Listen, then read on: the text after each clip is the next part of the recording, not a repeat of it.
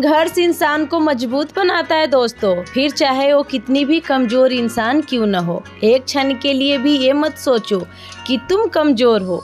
हम सभी के भीतर आंतरिक शक्ति का भंडार छिपा हुआ है। इसी मोटिवेशनल थॉट के साथ आज के वीडियो स्टार्ट करते हैं आप लोग के साथ। हेलो दोस्तों, good morning and welcome to my new blog. सुबह के अभी 5 बज गया है करेक्ट। 4:30 बजे उठने के बाद मैं बाल बना ली थी, झाड़ू लगा ली थी दोनों जगह। उसके बाद पापा जी उठे और फिर मैंने सोचा थोड़ा सा वीडियो शूट कर लेती हूँ। मेरे कुछ बहनों का कमेंट आता है कि दी आप इतना सुबह जल्दी कैसे उठ जाती हो, मतलब कि रात में आप बोलती हो लेट सोती हूँ फिर भी आपको कैसे आँख खुल जाती है सुबह। तो देखिए मेरे ना अलार्म बजता है, जैसे ही मैं उठ जाती हूँ 4:30 बजे का अलार्म हमेशा से लगा रहता है। जैसे ही बजता है ना वैसे ही मैं उठ जाती हूँ। और देखिए यहाँ पे जो है ना मेरे बच्चे अभी भी सो रहे हैं, दोनों बच्चे, क्योंकि ना पूरी रात लाइट गई हुई थी 12:30 बजे से लेकर के 3:30 बजे तक। तो इस वजह से इन लोग को मैं नहीं उठा रही हूँ, इन लोग आराम से सो रहे हैं। क्योंकि जब तक लाइट नहीं थी ना तब तक कोई नहीं सोया था। हम लोग ना बाहर बैठे उठे, कोई गली में घूम रहा है, इस तरीके से जो है ना पूरे रात बिताए हैं। और आप सोचिए कि मुझे ना सुबह कितनी नींद आ रही होगी, बहुत नींद आ रही थी। 3:30 बजे के बाद 1 घंटा मात्र मैं सोई और अलार्म बज गया। लेकिन मैं 1 मिनट के लिए भी नहीं सोची कि नहीं आलस में कर लेती हूँ और सो जाती हूँ, नहीं। क्योंकि मुझे पता है कि मुझे कुछ करना है, मुझे कुछ पाना है। अगर मैं सो गई ना तो फिर समझ लीजिए मैं खो गई। तो आपको भी यही जुनून रखना है। मैं यही आपको बार बार ट्रिक बताती हूँ सुबह उठने का, कि आप बस ये टारगेट रखिए कि मुझे कुछ करना है। अगर आपको कुछ करना है ना तो आपको कोई नहीं उठाने आएगा, आपकी आंखें खुद खुल जाएगी। तो आप एक टारगेट रख लीजिए कि मुझे कुछ करना है। चाहे आप मोटी हैं तो आप योगा करने के बहाने उठिए। अगर आपके घर में बरकत नहीं है तो आप एक चीज़ नोटिस ज़रूर करके देखिएगा, सुबह सुबह अगर आप उठते हैं ना, सूर्योदय से पहले झाड़ू अगर आपके घर में लग जाता है तो घर में ना लक्ष्मी का वास होता है। ये तो खैर बहुत पहले से चलते आ रहा है, जब मैं बचपन में छोटी थी तब से जो है ना ये सारी चीज़ें सीखी हूँ। चलो जल्दी, चलो जल्दी। ले लिए साइकिल। करेक्ट 5:05 पे जो है ना हम लोग गेट से बाहर निकल ही आए थे।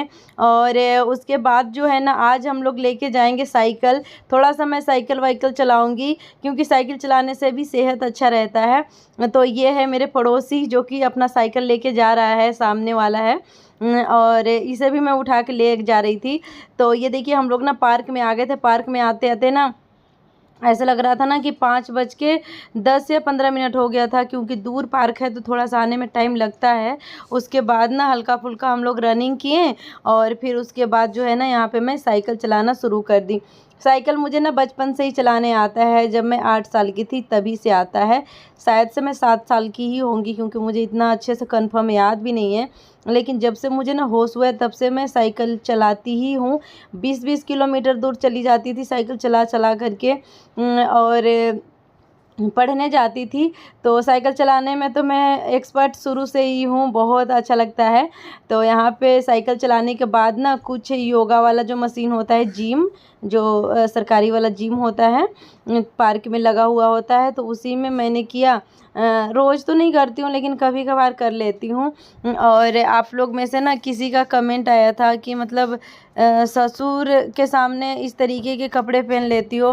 तो एक बात बताइए, इस कपड़े में कहाँ मेरा शरीर दिख रहा है? कहीं दिख रहा है? और ऐसे भी पता है पापा जी ना पार्क के लिए निकल गए थे, उसके बाद जो है ना मैं ये कपड़ा पहन के आई थी। और पापा जी को आने से पहले पहले जो है ना मैं चली जाती हूँ पार्क, तो वो मुझे देख ही नहीं पाते इन कपड़ों में। और ये कपड़ा मैं इसलिए पहन के आती हूँ ताकि थोड़ा सा कंफर्टेबल रहे। तो ऐसी कुछ बात नहीं है, कपड़े से कुछ मतलब नहीं है, बस शरीर नहीं दिखना चाहिए, अंग प्रदर्शन नहीं होना चाहिए। तो मेरे हस्बैंड बोलते हैं इन कपड़ों में कोई ऐसी बुराइयां नहीं है, लेकिन फिर भी मैं ना अपना कंफर्टेबल के लिए पार्क वगैरह पहन के आती हूँ। अब यहाँ पे रस्सी वगैरह कूदी और उसके बाद फिर सीधा घर पे, क्योंकि चाहे मैं कितने बजे पार्क जाऊँ, 7 बजते बजते घर पे मुझे आना ज़रूरी होता है।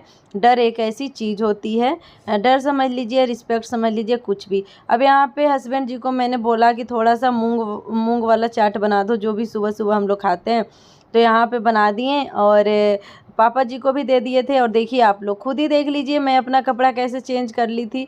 कपड़ा चेंज कर ली थी क्योंकि मैं खुद नहीं चाहती हूँ कि पापा के सामने इस तरीके के कपड़ा पहन के जाऊँ, और पापा जी को पता भी नहीं है कि मेरा चैनल भी है, यूट्यूब चैनल। हम सिखा रहे हैं कैसे होता है। ये सिखा रहे हैं। कैसे पोछा लगता है, ऐसा मारूंगी ना। लगा के दिखाते हैं। और पानी डालो, बढ़िया से डालो पानी। अब गुड़ एकदम ऐसे बड़का लगा, निहुर के लगाओ। अभी गुड़ा एकदम लगा वैसे एकदम ये मतलब बैठ के लगाओ तो ना लगा वैसे सब फटा हुआ। ये करे कोढ़िया जैसे लगाती है, खाना नहीं खाती है, हैं?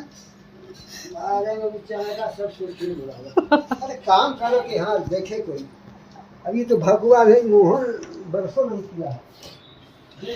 मजा है डांट सुन के। मैं क्या सुनूंगी? हाँ? नहीं। लगाने लग गए थे पोछा गुस्सा में। नहीं। हाँ?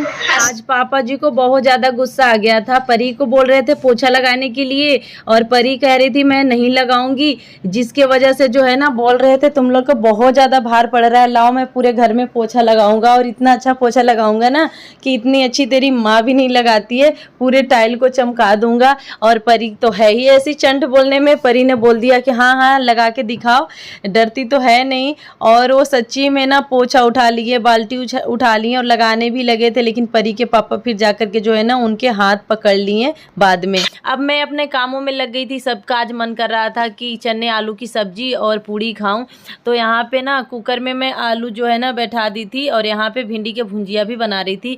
पापा जी को आलू की ज़्यादा सब्जी पसंद नहीं है, तो इस वजह से उनके लिए उनकी पसंदीदा मुझे सब्जी वगैरह बनाने पड़ता है, क्योंकि वो जो बोलेंगे वही खाएंगे, जो उनको पसंद नहीं होगा उसे नहीं खाएंगे।